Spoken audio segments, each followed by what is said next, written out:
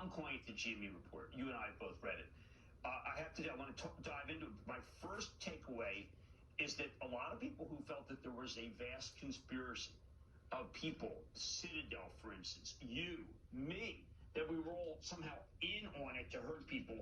I think that this report represents a complete vindication of that. And if you feel that way, tell me why you think so. Well, of course, you and I probably already knew that. And there's a lot of people on the internet that are going to be difficult to convince one way or another. I think misinformation on the internet has been a big issue of our time.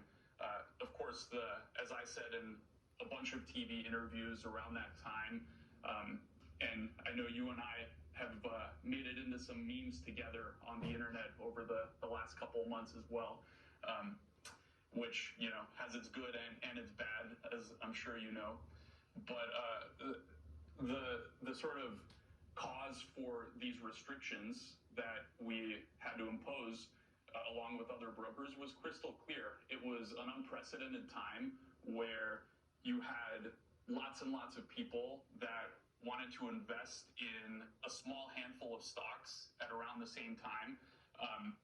And, the market wasn't really built for that. If you look at the core infrastructure of the market and the clearing and settlement system and the way that everything works, I'm sure that when everything was built over the course of the past few decades, they just didn't anticipate social media, people getting together and funneling money into a small number of stocks. So I'm not really making a value judgment on whether that's good or bad. I think people should be allowed to communicate with each other and buy the stocks that they're interested in buying. And moreover, I think what's interesting is a lot of these companies, a lot of these meme stocks, are companies that have been hit hard by the pandemic. You have, retailers, brick and mortar stores. You had the airlines getting the attention of retail customers in the early part of the pandemic. And you could argue, the government hasn't stepped in to help them in this difficult time, and retail investors have come in and supplied them with capital and allowed them to grow their management teams. So it is a very interesting thing that I don't think we've entirely unpacked. But I did appreciate that that the report mentioned my policy suggestion of shortening the settlement time. I think regardless, that's the right move for the industry and the right way to move forward our financial system and reduce systemic risk. So I was really happy to see that alongside a number of other policy proposals that Robinhood and myself personally have made. Now, they didn't really, when I spoke to Chairman Genza, it was clear that he is concerned about two issues we have to speak about. One is payment for order flow and whether people know about it, and the other is the game-like features. Now, I was out last night with a big Robinhood fan, 19-year-old, terrific gentleman. And I said, what draws you to Robinhood? And he said, because the app is so much like Candy Crush. It was not the answer I expected. Is the app too much like Candy Crush? Vlad? No, I think that's, as someone who played Candy Crush maybe 10 years ago or so, I can tell you that I don't see any similarities whatsoever.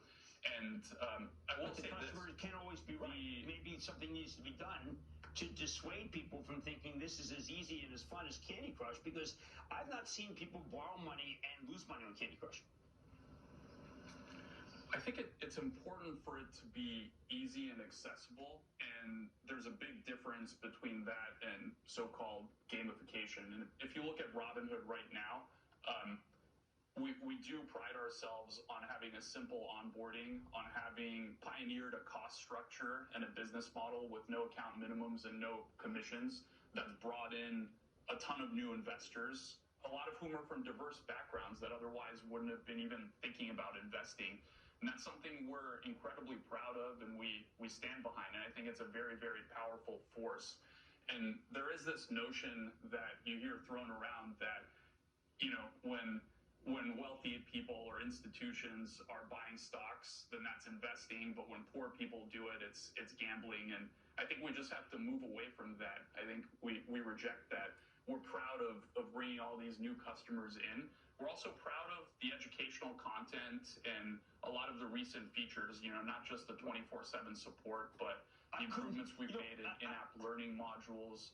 I could not agree with you more. Go ahead. I have spent an inordinate amount of time in my life trying to explain to people that just because someone who doesn't have any money is trying to make something of themselves in the stock market does not mean that they are fools. That doesn't mean they don't know what they're doing. And until you came along, I felt no one in the industry believed in me. And that's one of the reasons why I've supported you from the day I met you, because you do want to give people a chance. You do not discourage. Now, should it be celebratory? I don't know. Should confetti go down?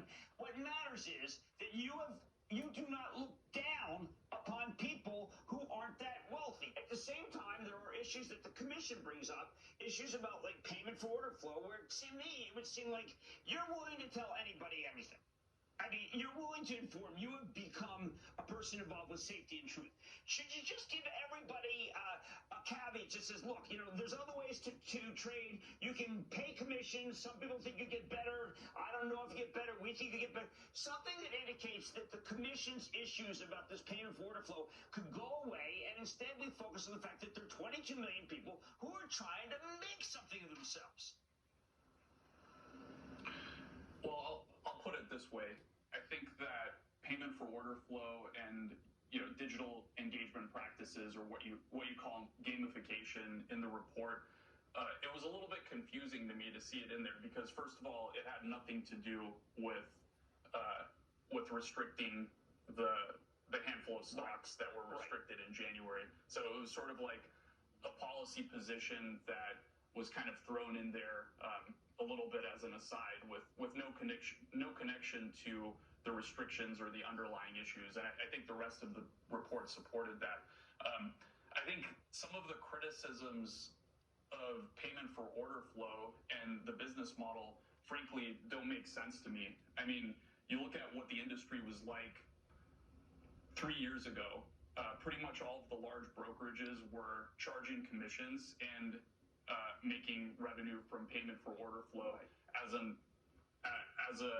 addition, right? And Robinhood forced that to zero, forced commissions to zero, and the payment for order flow model has become kind of the standard transaction-based model for offering brokerage services in that space. And alongside that, you've had the best conditions for being a retail investor ever. By far the lowest cost of execution across the board. Mm-hmm. Spreads have been tighter, and I think it's a great time to be a retail investor in America. And there's actually a lot of competition. Now, I will say I do support. I came out with a policy proposal a couple months ago about the sub-penny rule, and there has been some criticism about whether our exchanges can fairly compete with off-exchange market makers like Citadel Securities and Virtue. And I think there are opportunities to make the system better and to encourage more flow to go to the lit exchanges and to strengthen the NBBO. And I think we should look at doing that. Well, but we don't want people running ahead. We don't want rich people running ahead of the people who are trying to make something of themselves, correct? No, we certainly don't want to do that, but I think by and large, this business model has helped pioneer commission-free trading and make it possible. And certainly what we wouldn't want is the return to a commission structure in the industry that'll just keep people out, especially those people of lower incomes and less means. Well, I want to congratulate you for everything, for being 2021's top disruptor, for the journey that you've taken, for the maturity that we've all had to have, because so many new people have come in, and for your advice and counsel, particularly as far as I'm concerned, in light of what happened at the end of January, shows that you never lost the flame. Some people thought you did. The report vindicates you. And I'm thrilled that you came to our Disruptor conference and to Mad Money. And it's always good to see you, bud. It's always a pleasure. Thank you. Thank you for the time, Jim.